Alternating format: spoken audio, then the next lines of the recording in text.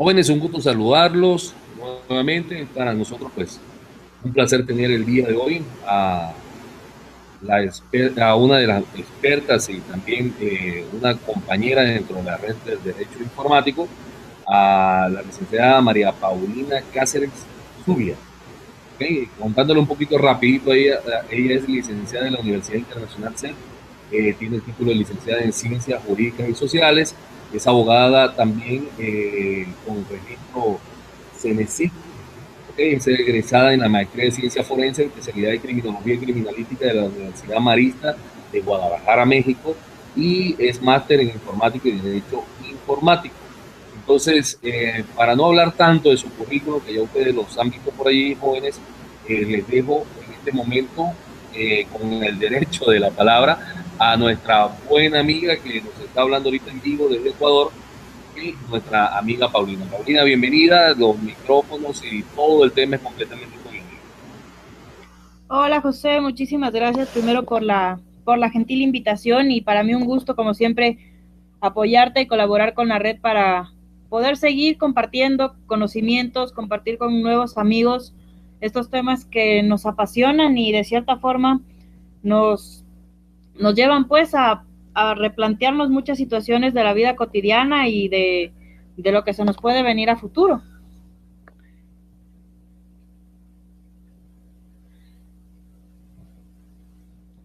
Así que bueno, no sé si es que les gustaría, bueno, vamos a empezar un poquito a conversar sobre qué es esto del derecho informático, cómo nos nace o de dónde viene y vamos a ir comentándolo poco a poco y después yo iré recibiendo por parte de José sus preguntas, sus inquietudes y pues las vamos contestando y las vamos conversando juntos. Cuando empezamos a hablar de temas de derecho informático, lo primero que debemos tener en consideración es entender de dónde viene o cómo nace. Y nosotros decimos que para entender el derecho informático, primero debemos comprender qué es Internet y de dónde nace. Quizás para muchos de ustedes ya la concepción de dónde nace este tema la conocen, pero vamos a hacer un breve resumen a ver cómo vamos adelantando y cómo ha ido evolucionando este tema hasta tener lo que tenemos hoy y que incluso me atrevería a decir a veces nos sorprendemos con los avances que vienen y muchas veces no estamos preparados para ellos. La red de Internet nace alrededor de 1960 y nació como un proyecto del Departamento de Defensa de Estados Unidos. Es lo que se conoció como ARPANET. Fue una red de investigación que se utilizó muchísimo en el ámbito militar y científico. Sin embargo, es hasta la década de los 80 cuando realmente Internet se convierte en algo de desarrollo científico, donde el principal exponente o explotador de este sistema fueron las comunidades universitarias. Esto llevó que más o menos hasta la época de los años 90, esta red dedicada al tema científico y a la educación adquiera nuevos avances tecnológicos y se empiece a incorporar a las empresas. Lo que hizo esto fue que convirtió a Internet en un fenómeno social que hoy en día podríamos decir que lleva a más de 3,000 millones de usuarios y que su evolución sigue. Efectivamente ha transformado todo, nos ha transformado el día a día, ha transformado la manera de comunicarnos, la forma de interactuar. Sin embargo, uno de los usos más comunes o a partir del cual tuvo su boom fue el comercio electrónico. Cuando hablamos de Internet, ya como tal y desde un entorno un poquito más técnico, decimos que Internet es una interconexión de redes informáticas que permite a los distintos nodos que tengan una conexión entre sí. Esto es que los computadores pues se puedan conectar como lo hacemos ahora. Hablamos también de una interconexión que puede estar abierta ya sea al público y nos permite conectarnos a un sinfín de información a través de lo que podríamos denominar una autopista de información y es una ruta donde podemos encontrar prácticamente cualquier cosa. Es muy interesante ver cómo quienes tuvimos la suerte, no sé si decir que vivimos un cambio de época o una época de cambio, porque realmente creo que vivimos ambas, es ver la facilidad con la que ahora podemos tener acceso a información. Antes, para quienes todavía nos tocó vivir la época de finales del colegio, principios de universidad, a finales del siglo pasado, fue muy difícil tratar de sobrellevar muchas veces el tema de biblioteca, ya que uno llegaba y o se habían llevado el libro o le habían arrancado la hoja o ya simplemente el libro había desaparecido de biblioteca y uno se había olvidado de copiar la bibliografía o le había faltado algo de información y realmente nos ponían aprietos serios cuando estábamos en esas, ¿no?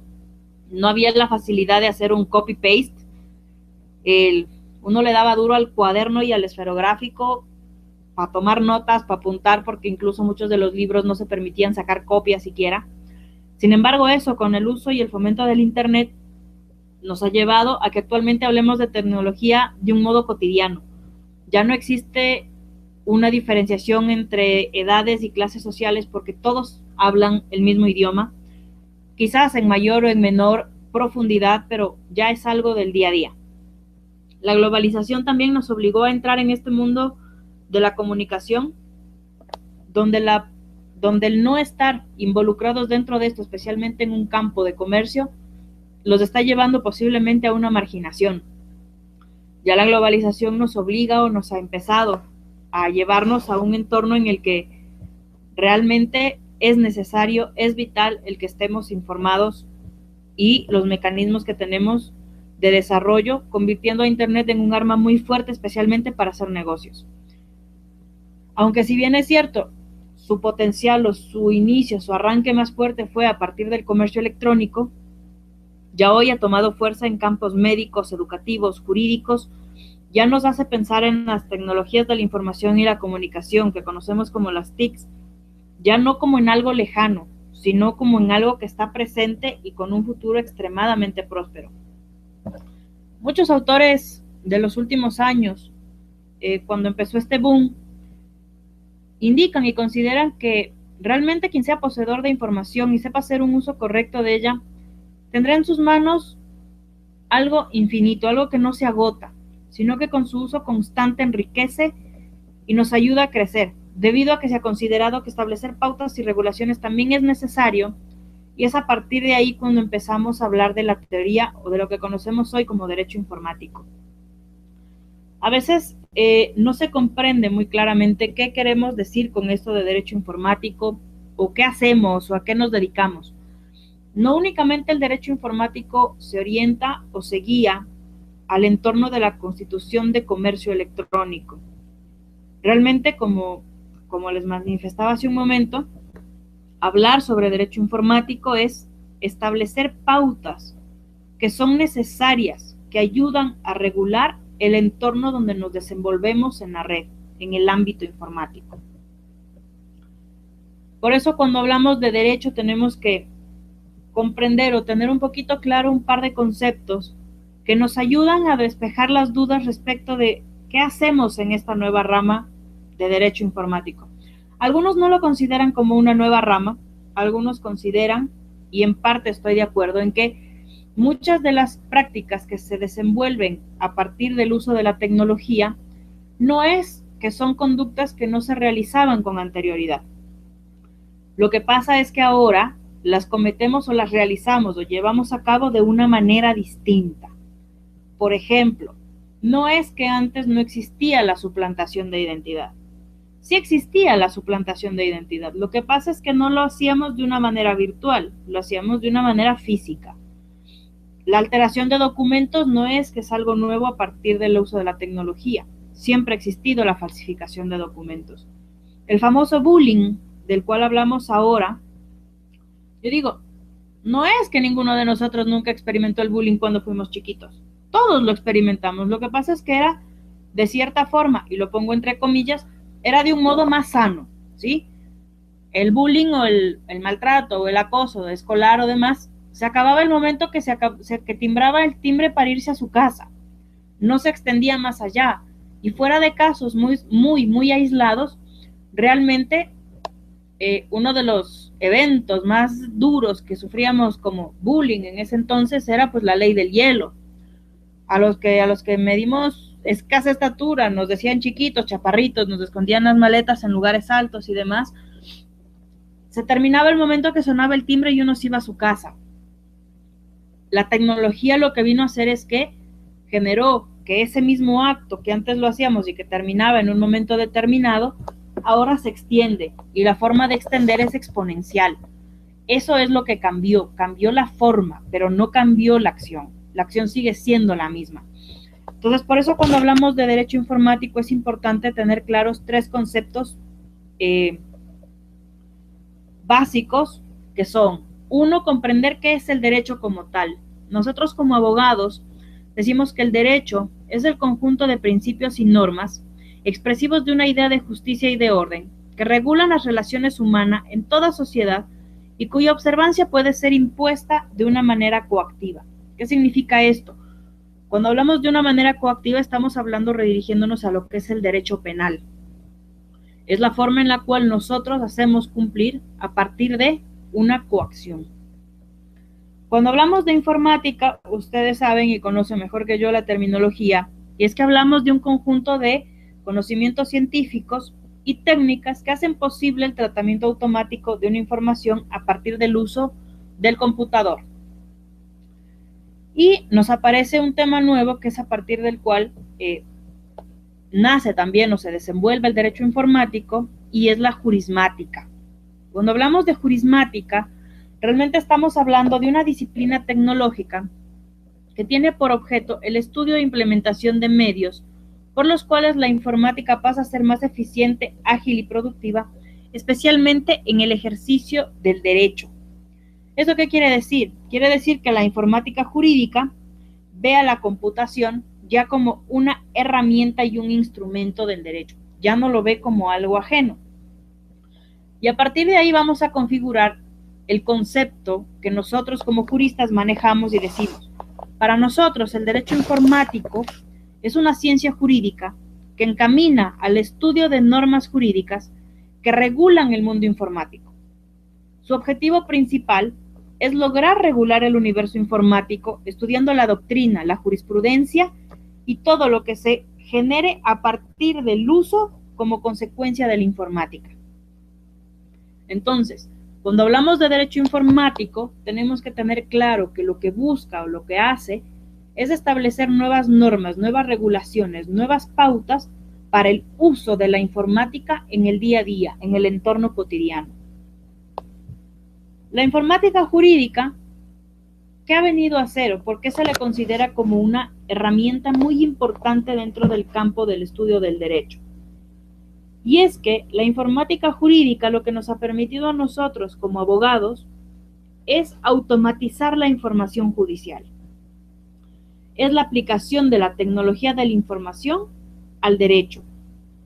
Pérez Luño nos suele decir y nos dice que cuando hablamos de informática jurídica es referirnos al tratamiento automatizado de las fuentes de conocimiento jurídico, de las fuentes de producción jurídica y su organización y de las decisiones judiciales. ¿Qué quiere decir esto? A partir de esto nosotros vamos a clasificar a la informática jurídica en 3 grandes rubros. 1, la informática jurídica documental, que esta vamos a denominarla como el procesamiento automático de documentos jurídicos provenientes de cualquiera de las fuentes formales del derecho. Esto es legislativa, jurisprudencial, jurisdiccional y doctrinaria. Mientras que por su parte vamos a tener una informática jurídica de gestión, que realmente lo que nos va a ayudar a hacer es a la parte administrativa, al manejo administrativo del entorno. ¿Qué significa esto? Que el sistema me va a advertir si es que yo tengo una demanda pendiente por presentar, si tengo una contestación, si tengo un plazo que está por vencerse y tengo que presentar algo. Al mismo tiempo me va a facilitar la información sobre un cliente determinado de si ha realizado los pagos correspondientes, si es que tengo algo pendiente que pedir y demás. Me permite agilitar los procesos en el despacho judicial. Y una que se convierte un poco en polémica, por decirlo de alguna manera, es la que conocemos como informática jurídica decisional o metadocumental. ¿Por qué les digo que esta se convirtió un poquito en algo de controversia o controvertida, especialmente en el campo del derecho? Y es que cuando hablamos de informática jurídica decisional, de cierta forma estamos hablando o comprende dentro del campo de lo que conocemos como inteligencia artificial o los famosos sistemas expertos. En el caso de la informática jurídica decisional, se habla concretamente de los sistemas expertos jurídicos, los mismos que lo que hacen es que reproducen la actividad del jurista como auxiliar en adopción de decisiones para problemas concretos. ¿Qué significa esto? Significa que a través del ingreso al sistema de cierta información o ciertos requisitos, el sistema automáticamente me va a reflejar cierta información. Por ejemplo, si yo establezco dentro de los parámetros y pongo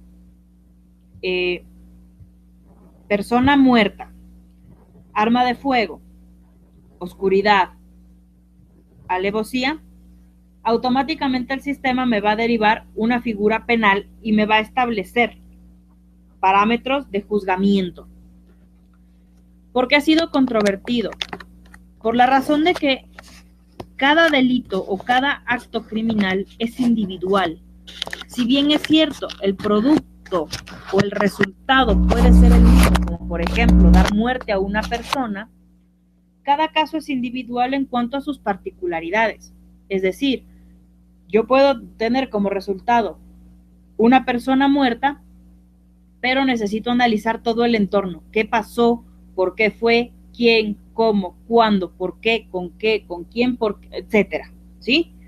Y eso es lo que me va a poder permitir, como abogado, primero, establecer los parámetros, ya sea de defensa o de acusación, y por otra parte, como juez, van a ser los elementos básicos que me permitan llegar a una decisión o a un criterio que me dé la facultad o la pauta de poder sancionar o no a una persona basado en los hechos individuales y particulares de cada uno de los hechos.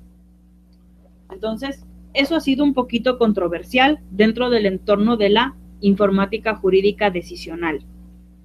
Ahora bien, muchas veces, y como les comentaba hace un momento, cuando hablamos de derecho informático como tal, sí es un poquito más amplio de lo que normalmente lo conceptualizamos.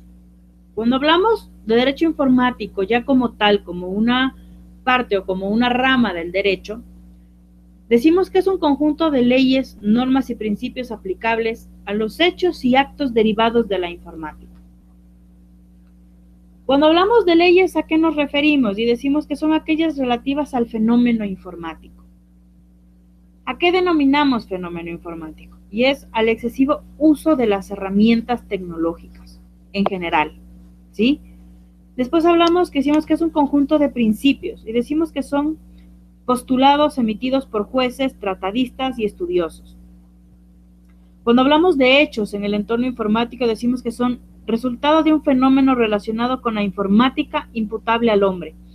Uno de los errores más comunes que se comete cuando hablamos de derecho informático, y en especial cuando nos referimos a delitos informáticos, es cuando hablamos del bien jurídico protegido.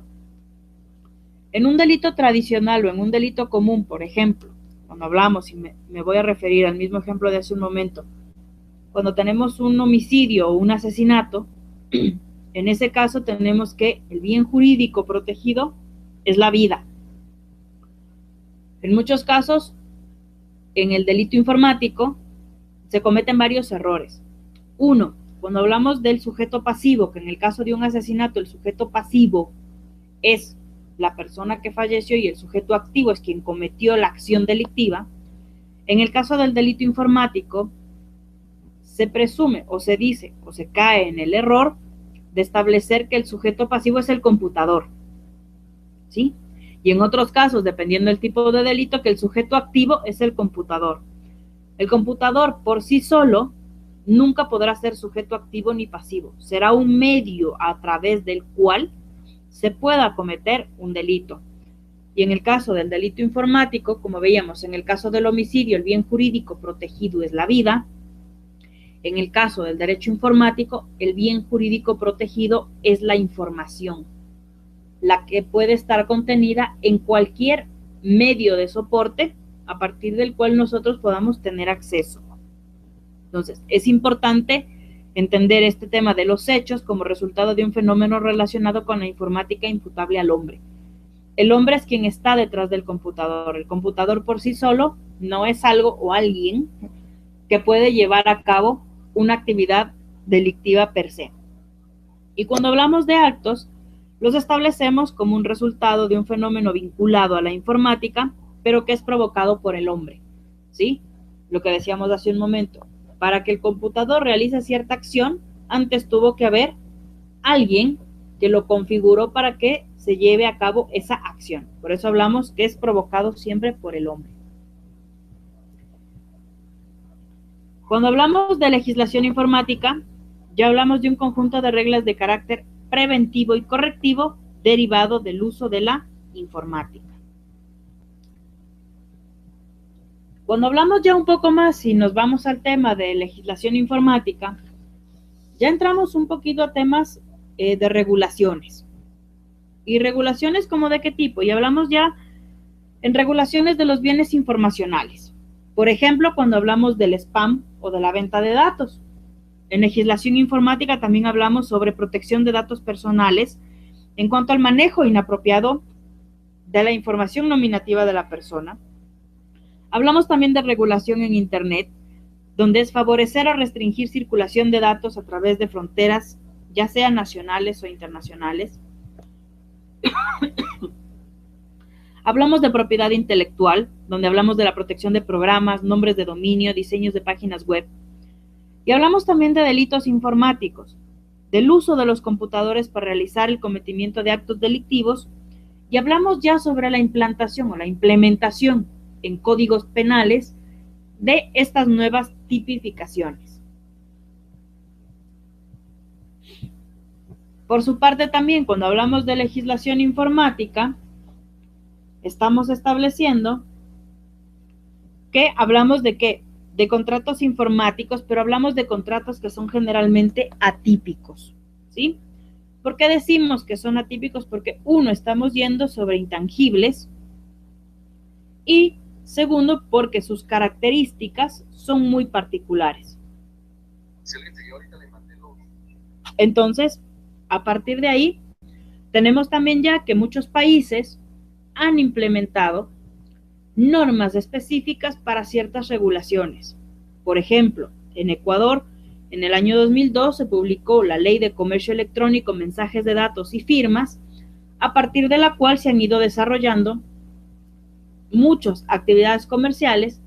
Con la salida o en la entrada en vigencia en el año 2014 del nuevo Código Orgánico Penal, ya se tipifican nuevas actividades delictivas en el entorno penal y se va regulando de una manera nueva.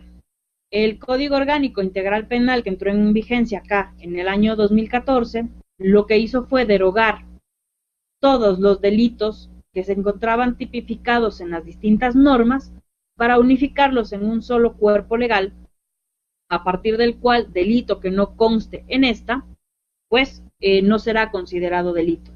Lo que se hizo en relación al tema de delitos informáticos fue extraer toda la parte que constaba o formaba parte de la Ley de Comercio Electrónico del año 2002, se la traslada al nuevo Código Orgánico y se implantan o se suman nuevas figuras delictivas.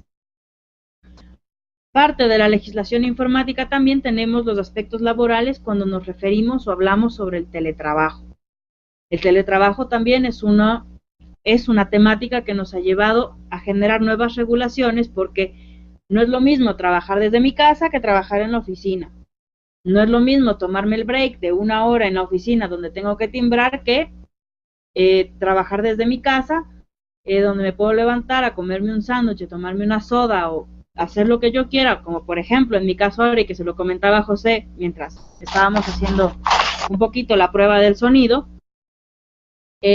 Yo ahora mismo estoy trabajando desde mi casa, estoy en pijama, estoy con mis perros junto a mí trabajando desde muy temprano y mi forma de desarrollo de mi trabajo va desde mi casa. Eso hablamos de teletrabajo, lo trabajo a distancia, lo trabajo, pero sin embargo no rigen ni me generan las mismas normas que cuando estoy en una oficina de 8 a 5 de la tarde, donde tengo que timbrar cuando entro, tengo que timbrar cuando salgo a almorzar, cuando regreso de almorzar y cuando salgo finalmente de mi jornada laboral. Por eso los aspectos de teletrabajo se han convertido en elementos muy importantes. Incluso acá les comento, en Ecuador, muchas empresas multinacionales como Nestlé ha tomado la política de que 3 días de la semana sus empleados dentro de cargos medios y altos trabajan desde su casa y únicamente 2 veces a la semana acuden a la oficina para mantener algún tipo de reunión de coordinación o algo adicional, lo cual les ha generado ahorros administrativos inmensos y la productividad se ha elevado porque la gente ya no tiene el mismo estrés y la presión que la tiene cuando está dentro del entorno laboral, que como todos sabemos no siempre es óptimo o es el mejor. Y a partir de esto muchas empresas multinacionales han empezado a adoptar la nueva modalidad del teletrabajo con sus empleados, y la verdad que se está viendo o se ha notado que hay muchísima mejora en el rendimiento del personal, en la satisfacción que tiene el personal en cuanto a su trabajo y a la productividad que realmente se ha elevado porque las condiciones han mejorado muchísimo. Y otra parte también que regula la legislación informática es, y que ustedes se dedican y que quién mejor que José como su maestro, es respecto al tema probatorio, cuando hablamos ya de elementos que están soportados en modernos y cosas informáticas. Otro tema que consideramos muy importante dentro del entorno del derecho informático es lo que conocemos también como gobierno digital. Ya cuando empezamos a escuchar de e-government o de gobernanza, donde ya el gobierno se va adaptando a las nuevas tecnologías, también es algo que debemos considerar lo que está contemplado dentro del marco, del entorno del derecho informático per se. Finalmente, y otro de los puntos que está muy, muy importante es, ahora ya hablamos incluso de cibertribunales, de arbitrajes en línea, los cuales se han convertido en mecanismos o medios de solución de conflictos en línea, permitiendo bajar los costos, pero sin que esto merme o dañe la eficacia jurídica.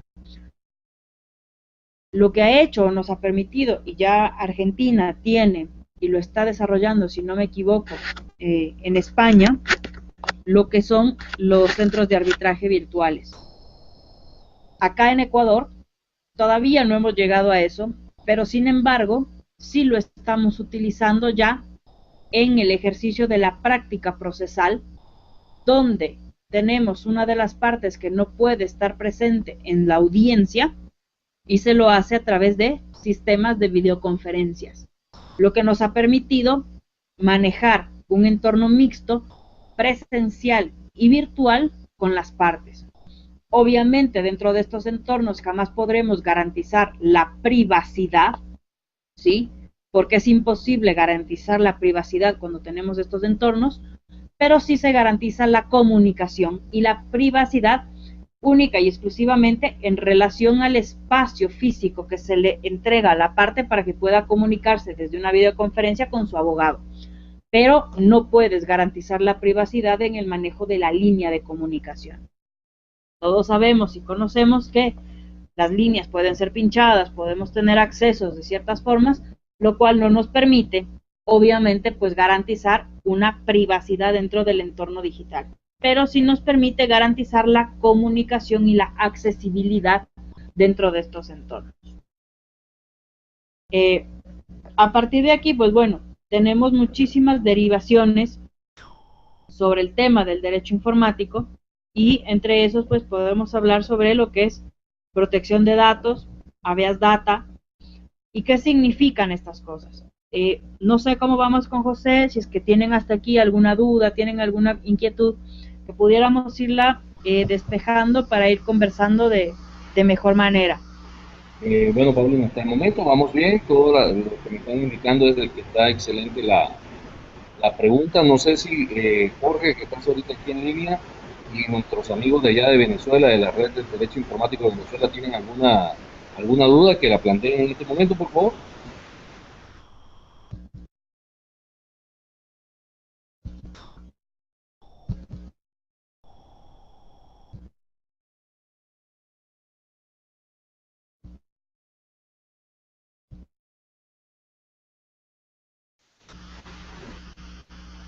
Buenas noches, nuestros amigos de la Red del Derecho Informático de Venezuela. ¿Alguna duda, muchachos? Y René, que se acaba de incorporar, o Jorge, ¿tienen alguna pregunta por el momento? Hasta donde la doctora Paulina va tocando esta temática sobre derecho informático.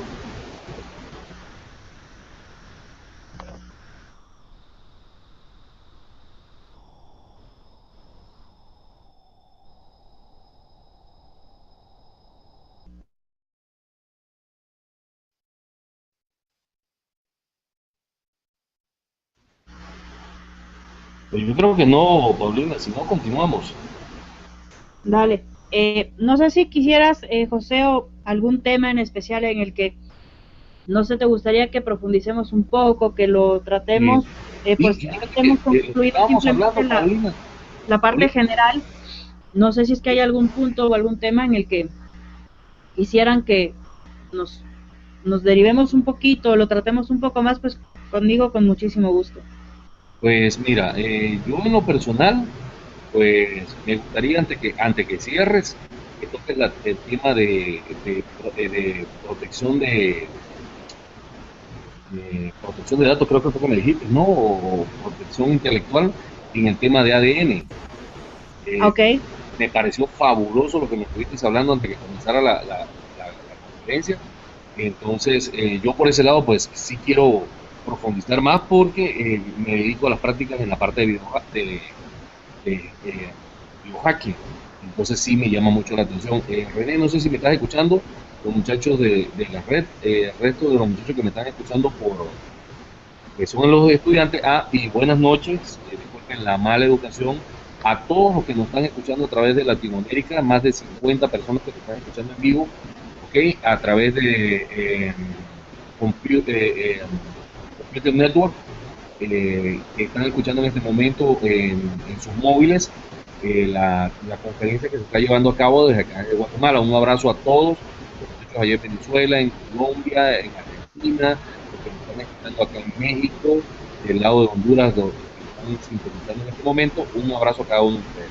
Entonces, de mi parte, Paulina, no te dejo escapar esta noche hasta que no me toques ese tema, por favor, porque sí es de muchísimo interés. Y bueno, si no hay preguntas por el momento, a los muchachos, pues continuemos hablando algo más sobre el derecho informático, algún otro aspecto relevante que quieras tocar allí. bueno, podríamos empezar un poquito hablando, desarrollando el tema de qué es la protección de datos, y con esa va a ir un poco derivándonos hacia el tema que estábamos comentando un poquito antes de Excelente, fuera de línea. excelente, excelente, me parece, Paulina. Ok, bueno, cuando hablamos de derecho informático, también hablamos respecto del tema de datos personales. ¿Qué es o por qué nace el tema de los datos personales? Y bueno, yo tengo una teoría que dice que los datos personales tienen como punto de partida, para mí, el marketing. ¿Por qué digo que el marketing? Y digo porque desde hace muchísimos años o desde épocas coloniales, la gente iba armando o iba recabando cierta información de datos procesados que nos permiten generar perfiles identificados e identificables. Cuando antes uno quería acceder a cierta información, lo que hacía era conversar con los comerciantes y pedirles o sugerirles ciertas cosas que a uno le gustaría que le traigan en cada uno de sus viajes. Con lo cual el comerciante iba generando, iba creando un perfil, de modo que cuando él viajaba y encontraba algo nuevo o novedoso en relación a esa particularidad, pues simplemente nos avisaba.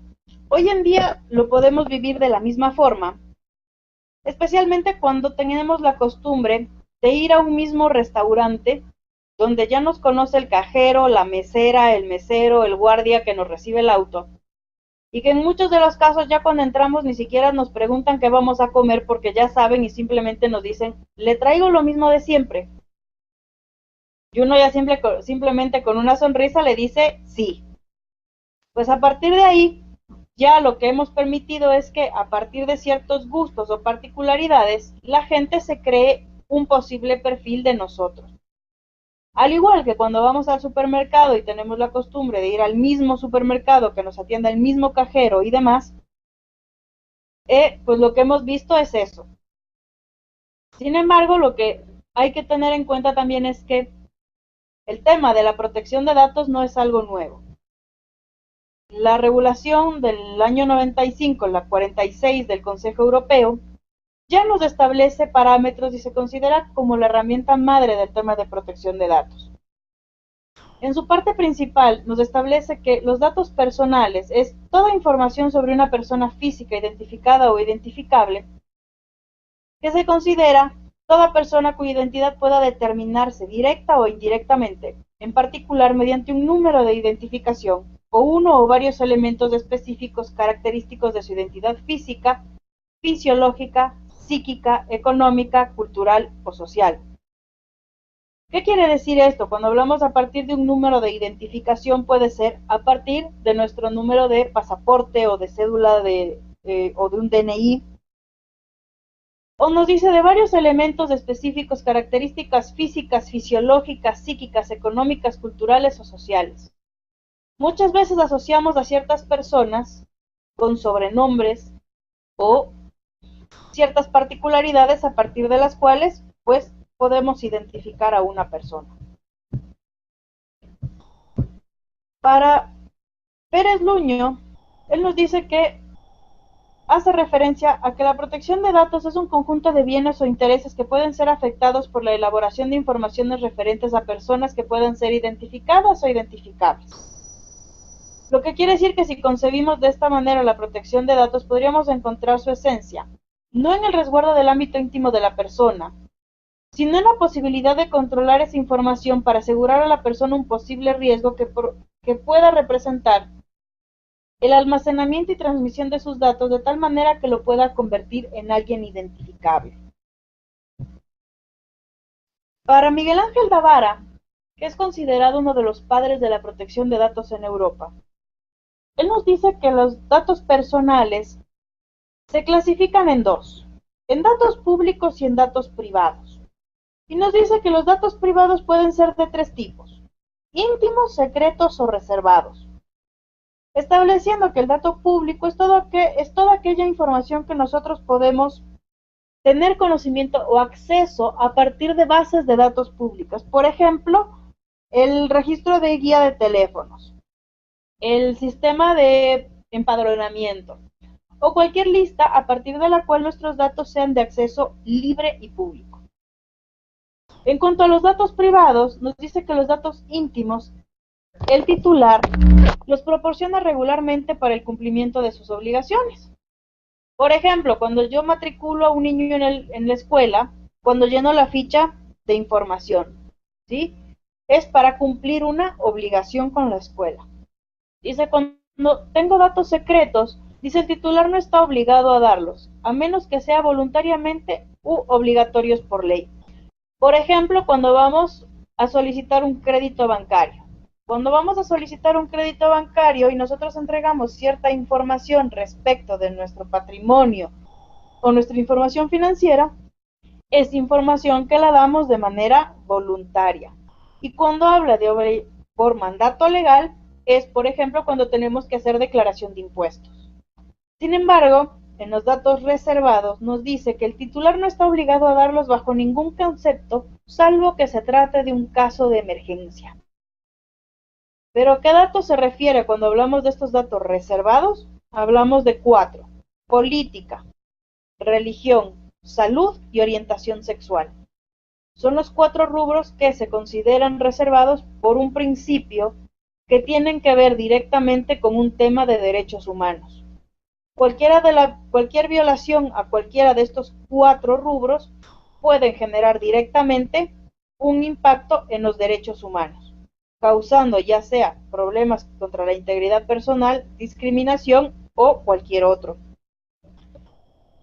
Y parte de ello, cuando hablamos de información reservada, hablamos, y a lo que hace un momento se refería José, es al tema de la protección de datos genéticos. ¿Qué pasa con nuestra información genética cuando queda a merced o a libre albedrío de las necesidades particulares de la persona, pero que no sabemos qué trato les dan. ¿Por qué hago referencia a esto? Si bien es cierto, las normas internacionales establecen que la información genética está contenida dentro del resguardo de los parámetros de la información médica o de la forma en la que debe tratarse la información médica o de salud, ninguna norma establece la particularidad respecto de la información genética. Simplemente hacen la asociación que la información genética deberá ser tratada de la misma manera que se trata la información médica y de salud, porque se encuentra albergada dentro del mismo rubro. Sin embargo, ¿qué es lo que va pasando? Va pasando que si bien existen normas que nos establecen que cuando existe manejo o manipulación de información genética se deben cuidar ciertos parámetros como la disociación de los datos, que esto quiere decir que yo no debo poder asociar a una persona directamente por esa información para poder hacer cierto tipo de estudios. Es decir, cuando se quiera recabar información para estudios médicos, estudios clínicos, estudios de estadísticos o para busca de mejora en la calidad de vida de las personas, yo debo disasociar la información, es decir, no dejarlos en un modo anónimo, con el fin de poder únicamente llevar a cabo un tema de investigación.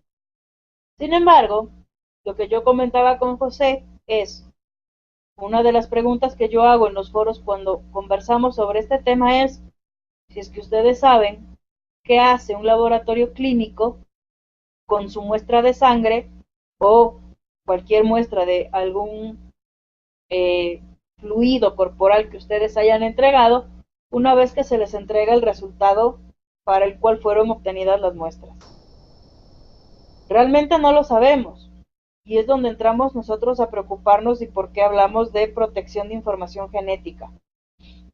Yo debo tener establecido un protocolo de manejo de muestras con el cual se me determine qué puedo hacer, qué no puedo hacer, cuáles son los mecanismos de tiempo de almacenamiento y de destrucción de esas muestras, debido a que yo puedo trabajar dentro de un laboratorio clínico, robar una muestra de sangre e implantarla en una escena del crimen.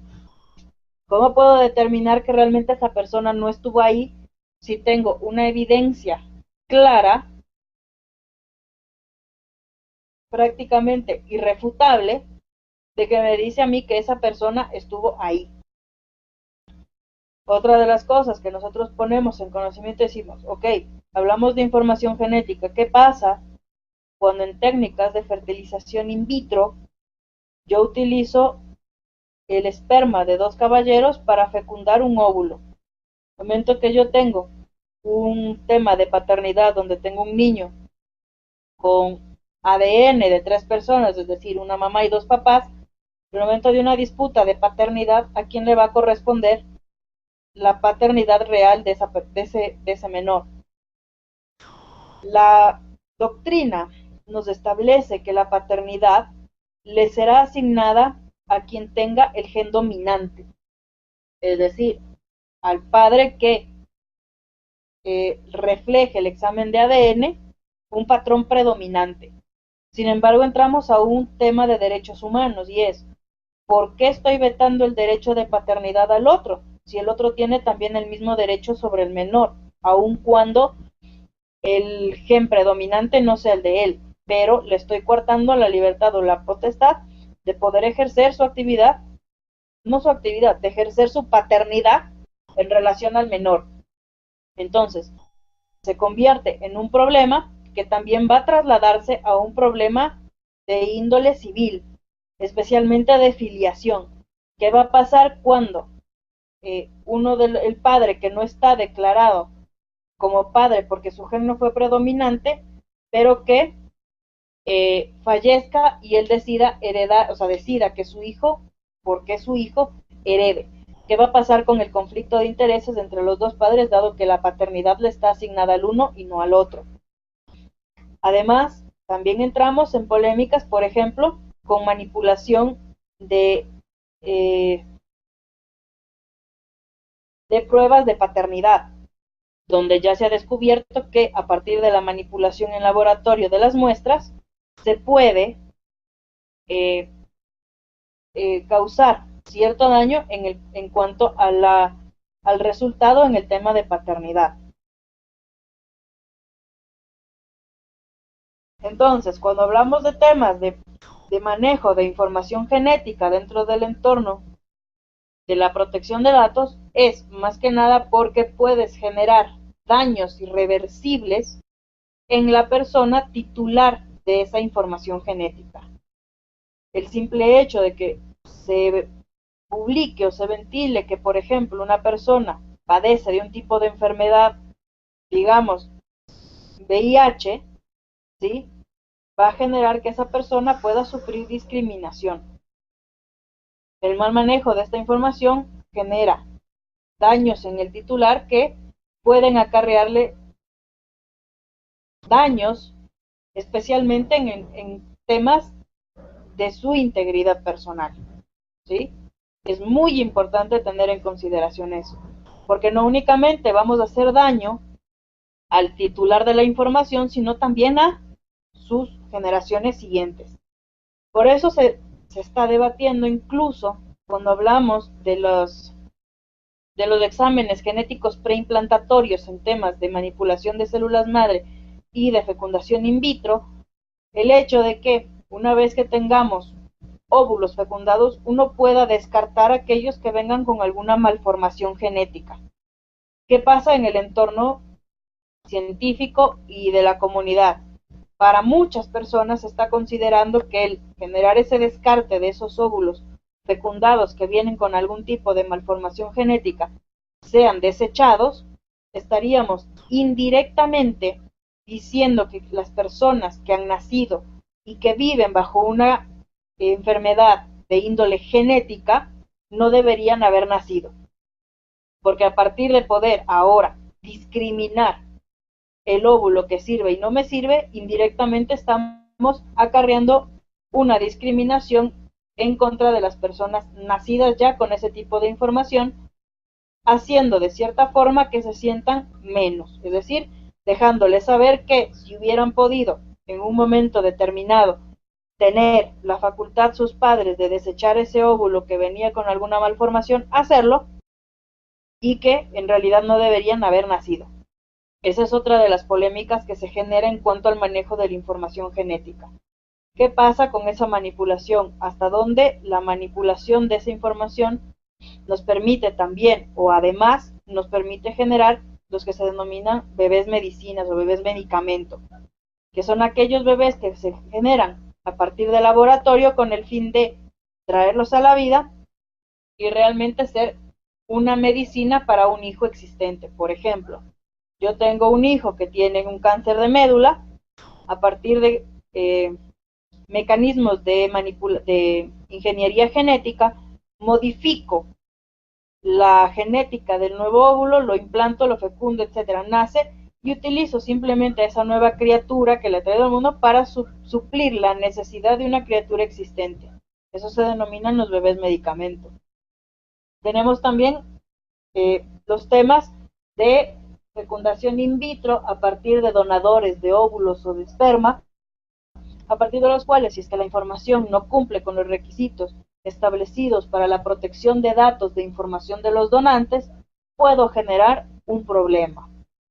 Por tanto, cuando hablamos de manipulación genética y hablamos de protección de datos genéticos, tenemos que tener presente que el mal manejo de esta información puede acarrear problemas irreparables en el titular de los derechos y de la información.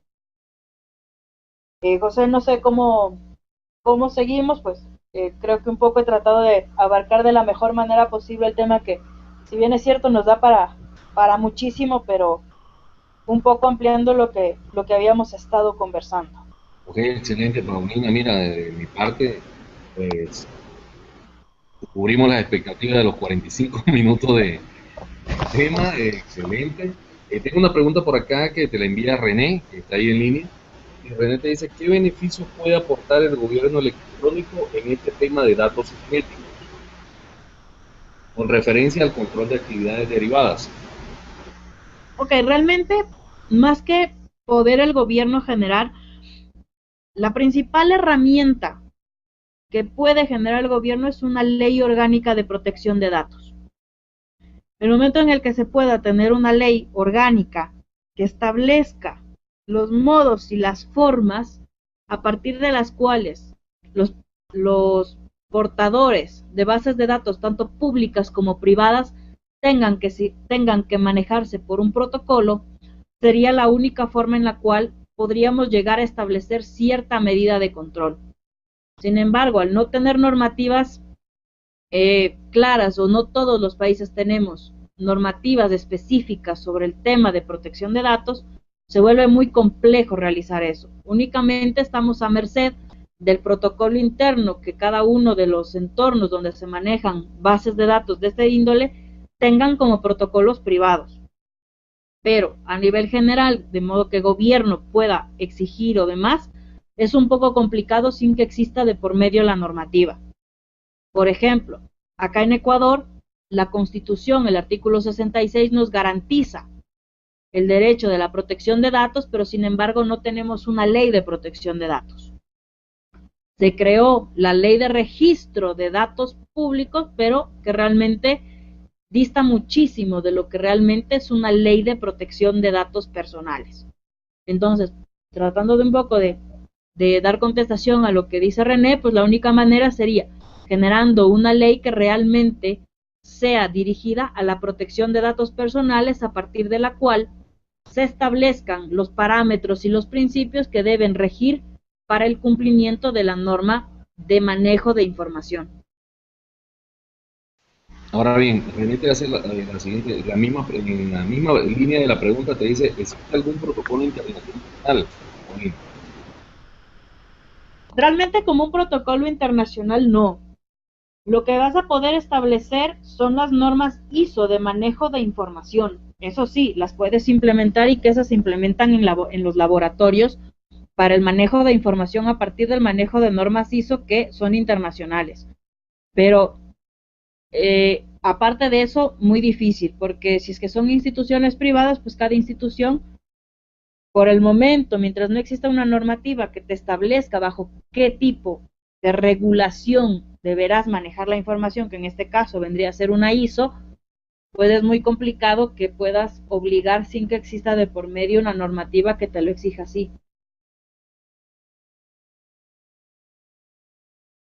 Ok, bueno, te dice René que muy excelente la conferencia y te felicitas por el dominio del tema que estás presentando. Bueno, No, en la pues misma muy línea, agradecida. ahora viene es mi duda. Por ejemplo, ahorita la ONU está trabajando en la parte de ciberseguridad, proyectos para Latinoamérica, está buscando dentro de su agenda de trabajo lo que es la parte de gobiernos abiertos. ¿Tú crees que aún existiendo las normativas, en este caso, me imagino que cuando me hablas de la ISO me estás hablando de la normativa ISO de laboratorio forense y controles forense dentro de este tipo de laboratorio, ¿no? Entonces, la pregunta mía en específico es la siguiente: ¿crees tú que con la implementación de gobiernos abiertos, donde quieren transparencia, donde quieren que se esté publicando un sentido de información, que esto no venga también a chocar con las vías datas implementado por cada país? Es complejo. A ver, cuando hablamos, no necesariamente me refiero a las ISO relacionadas con el tema de implementación de laboratorios forenses. Hay ISOs que son especializadas simplemente para el manejo de información, no necesariamente para la calificación del laboratorio forense. Entonces, a partir de ahí, si bien es cierto, el tema de gobierno abierto se ha vuelto una tendencia en los últimos años, habría que ver a qué parámetros se establecen para el manejo de la información. Por eso digo, es muy complejo poder hablar muy en campo abierto, porque la información genética está contenida dentro del mecanismo de manejo de la información de salud. Entonces va a depender muchísimo cómo se maneje el entorno dentro de la normativa. La normativa es la que tiene que darte la pauta para poder saber si es que el manejo va a chocar o no. pero es la norma la que tiene que darte la pauta a partir de que tenemos que tener claro que la información genética es parte de la información de salud y que es ahí donde debemos tener la precaución para saber qué va a pasar con esa información.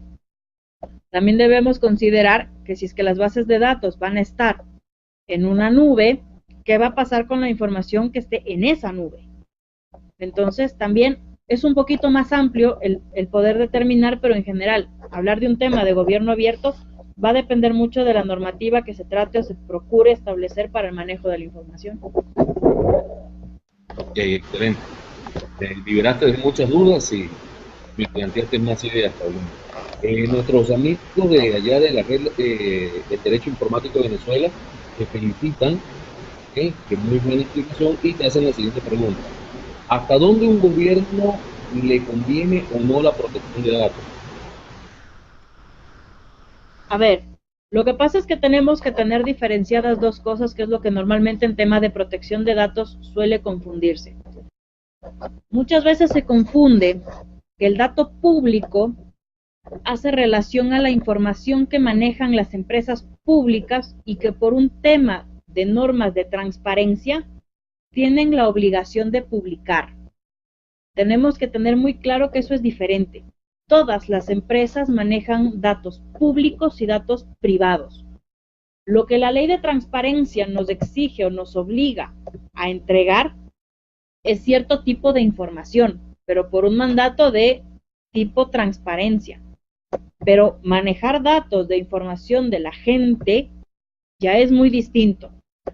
O sea, el no tener una ley de protección de datos, digamos así, no es que me genera un problema macro, pero sí me genera una incomodidad porque no tengo cómo protegerme como persona, menos que mi constitución, como es el caso de Ecuador, me contemple la figura del habeas data, que es un recurso constitucional a partir del cual yo puedo exigir que se modifique, se cambie, se elimine, se reestructure un dato que a mí me esté causando un perjuicio porque se encuentre mal almacenado dentro de una información. Pero ¿qué pasa si yo no tengo ni siquiera esa protección? ¿Qué pasa si es que esa información se mantiene incorrecta y me empieza a generar problemas a partir de los cuales yo no tengo cómo solucionarlos porque no tengo la herramienta? Entonces, es importante que el gobierno tenga un mecanismo a partir del cual uno, como titular de su información, pueda ejercer su derecho el momento en que él se sienta vulnerado por la mala utilización de su información personal. Entonces, es necesario que un gobierno tenga normas para protección de datos, pero hay que saber establecerla porque no se puede establecer una norma que no tenga pies ni cabeza, que es un poco lo que pasó acá.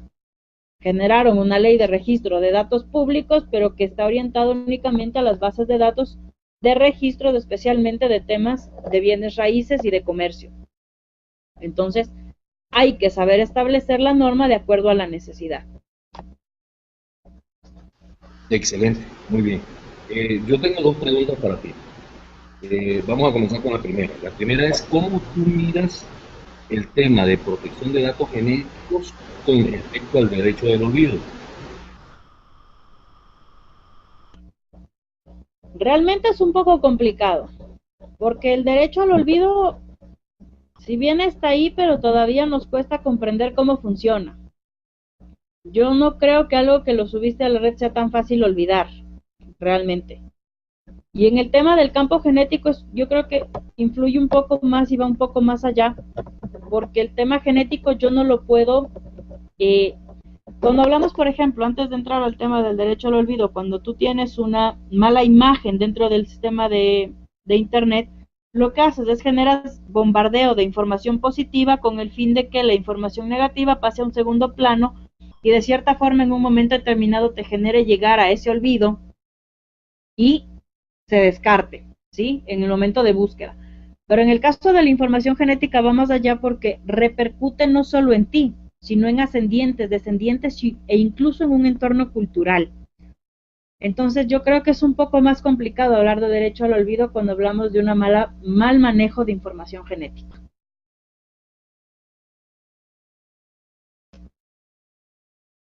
Excelente. Ahora vuelvo y te digo, me dejas con más ideas en mi cabeza, Armando. Ahora bien, Eh, el- ¿cómo, cómo plantearías tú el problema de la información, la información genética y cómo lo verías tú, Paulina, siendo experta en el tema, la información genética y los problemas bioéticos sociales, digamos, la- eh, que en este caso se plantee, por decir algo, eh, que haya que alguien que tiene ese tipo de información y lo hacen público por una enfermedad, lo voy aterrizando lo siguiente, mira, ve, aquí en Guatemala se piensa hacer un censo de trabajadores públicos. Entonces, yo estuve en la mesa de trabajo recientemente y una de las cosas que ellos decían era de que tenían que saber hasta el récipe médico que el Instituto Nacional de Medicina, el ICS, eh, tenía que facilitarle esa información a ellos. Yo le decía, miren, discúlpenme, pero irse un poco más allá, yo creo que ya eso no de la fea data de la persona, cuando tengan el nombre, cierta información, yo creo que eso es suficiente. Entonces, ¿cómo tú ves el tema de información genética expuestas en problemas bioéticos sociales? Te cuento, ya un poco ya hay esa problemática, especialmente en temas de manejo de empresas de seguros médicos, donde muchas de las empresas, para previo poder a que tú te afilies a esa empresa, te piden que entregues tu mapa genético, ¿sí? Con el fin de poder determinar enfermedades que puedas tener predisposición o enfermedades que obviamente ya sean de índole genético. Sin embargo, eso ya te genera un principio de discriminación. Ahora, hay que tener también en consideración un punto que es importante. Al ser empresas privadas, y después voy al tema que hablas del sector público, en el caso de la empresa privada, lamentablemente la empresa privada se reserva el derecho de admisión. Lo que quiere decir que, ok, si es que la empresa Juan Pérez, que es una empresa aseguradora de salud, me establece a mí que para yo poder afiliarme y ellos fijarme la prima del seguro médico, tengo que entregar primero un historial de mi mosaico genético para ellos determinar en base a eso la prima, porque les va a generar la posible predisposición mía a cierto tipo de enfermedades, es vulneración de mi derecho de privacidad y obviamente me puede causar algo de discriminación. Sin embargo, al ser privado, y lo repito, también es mi potestad decirlo, lo tomo o lo dejo. Y es ahí donde entrábamos en el tema de que, en el tema de los datos reservados, únicamente el titular tiene derecho o autorización para darlos o no. Entonces, si es que es una empresa en la que a mí me interesa que me cubra, pues yo puedo autorizar para entregar esa información, pero a ellos nada los exime de que lo puedan pedir. Depende de mí si es que lo entrego o no. Mientras que en el campo público entras a otra situación, y es que el momento en el que tú me obligas a entregarte esa información sin autorización del titular, estoy incurriendo en un delito. ¿Por qué? Porque estoy violando directamente la privacidad de ese individuo. Pero volvemos al punto, para catalogarlo como un delito tiene que existir una ley que me lo catalogue de esa forma. Como te decía, para nosotros la Constitución te establece y te garantiza la protección de datos personales y familiares, pero no tengo una norma explícita que realmente me regule esa disposición constitucional. Por lo tanto, no tengo en qué ampararme salvo convenios internacionales, pero que por no estar en nuestra Constitución no se catalogan que están a un nivel constitucional, sino muy por debajo incluso de la ley, pues te pone un poquito en apuros para saber cómo resolver. Pero pedir, incluso nosotros en algún momento decíamos que no se debe ni siquiera establecer el tipo de sangre en carnets de oficina, salvo que se trate de actividades de ejercicio de peligro, por ejemplo, en casos de bomberos, de policías, donde están expuestos a una situación de emergencia donde es necesario tener algún cierto conocimiento de información de su salud para no generarlos un perjuicio, ¿no? Pero de ahí nada más. Excelente, amiga. Los muchachos de la Red Venezolana de Derecho Informático te dicen, en Venezuela es muy común conseguir datos personalísimos de ciudadanos a través de páginas del gobierno y que son accesibles a cualquier persona. Información, por ejemplo, de su fecha de nacimiento e incluso sus datos de identidad. Pregunto, ¿cómo aplicar el habeas data establecido en nuestra Constitución de Venezuela si es el Estado quien facilita esta información? A ver, volvemos un poquito al punto y refrescando lo que decíamos en la clasificación de Davara. Nuestros datos de ese tipo de información como son nombre, apellido, domicilio, teléfono, fecha de nacimiento, lugar de nacimiento, no se consideran como datos privados, se consideran como datos públicos porque se puede acceder a ellos a partir de bases de datos públicas, por ejemplo el registro civil. Entonces no se estaría incurriendo en ningún delito de información, de entrega de información. Además, por eso decía, no debemos confundir lo que hace relación con la entrega de información por tema de transparencia, donde nos incluye incluye el tema del sector público, gubernamental, con el tema del manejo de información confidencial, ¿sí? Ahora, el problema va ahí, mientras no tengamos una norma que nos regule el entorno, va a ser muy difícil determinar. Sin embargo, el tema, como manifiestan nuestros compañeros de Venezuela, de tener fechas de nacimiento, datos de dirección, teléfono y demás, realmente no se considera una violación porque se consideran como datos públicos.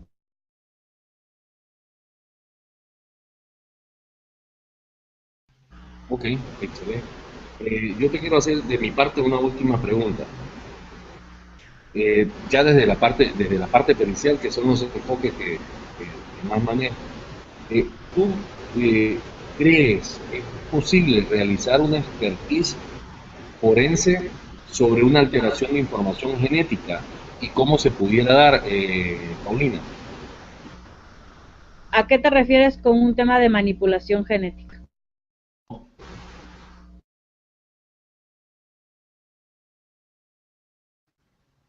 Perdón, no me refiero a manipulación, alteración de la información genética, que esté en una base de datos y entonces se haga la alteración, se puede proceder bajo los mismos mecanismos internacionales de recolección de información para presentarla dentro de un proceso de demostrar que fue alterada la información genética dentro de un proceso pericial.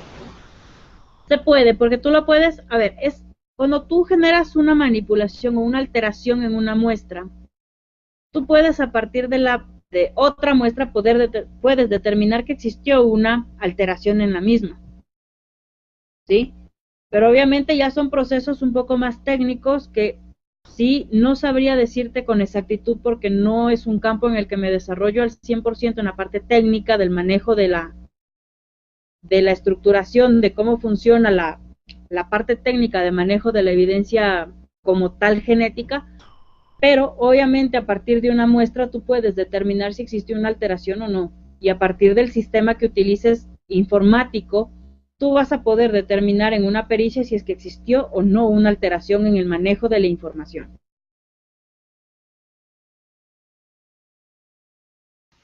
Ok, me aclaraste mi duda, amigo. Gracias. Carla, que es una estudiante de nosotros del área de Shela.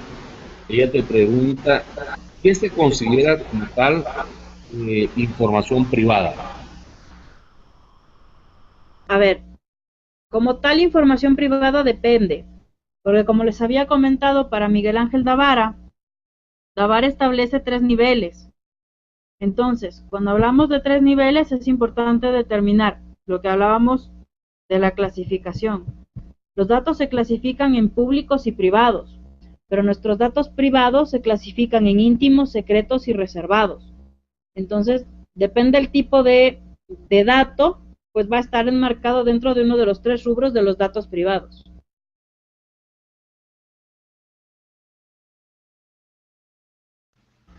Ok, excelente. ¿Tienes una amiga por acá que nos está escuchando? Y nos está escuchando desde el Perú. Karen Céspedes te manda a decir aguas para pavo. Abrazos, Cari. Pues de nuestra parte, eh, Paulina, Pau, muchísimas gracias, de verdad. No sé si otra persona tiene preguntas, porque todo lo que me está llegando en correo, en mensaje, todo es felicitaciones. Doctora, felicitaciones, excelente el tema, excelente la temática. Y créeme, yo creo que vamos a tener que hacer una segunda ronda con la parte de información genética, Paulina, no sé qué te parece. No, José, pues sabes que siempre es un gusto poder colaborar siempre contigo. Un gusto enorme pues recibir tu invitación y cuenta conmigo para cuando gustes, cuando necesites, pues estamos siempre ahí a la orden para darte todo el apoyo que consideres necesario siempre. Bueno, muchísimas gracias, Paulina. Un abrazo. Todo lo que tengo por acá son correos que los voy a copiar de felicitaciones, mensajes de felicitaciones. Sobrepasaste las expectativas y preguntas de muchos. Es decir, solucionaste en la misma temática la pregunta de muchos de los muchachos. Y bueno, en este caso, gracias a los muchachos del Derecho Informático, mis panas de allá de Venezuela. Ya saben que esta es una ventana abierta también. Vamos a ir preparando por ahí un tema, mi pana, para ir debatiendo sobre las temáticas. Y bueno, a todos ustedes feliz noche, Dios les bendiga y seguimos en contacto todo, ¿ok?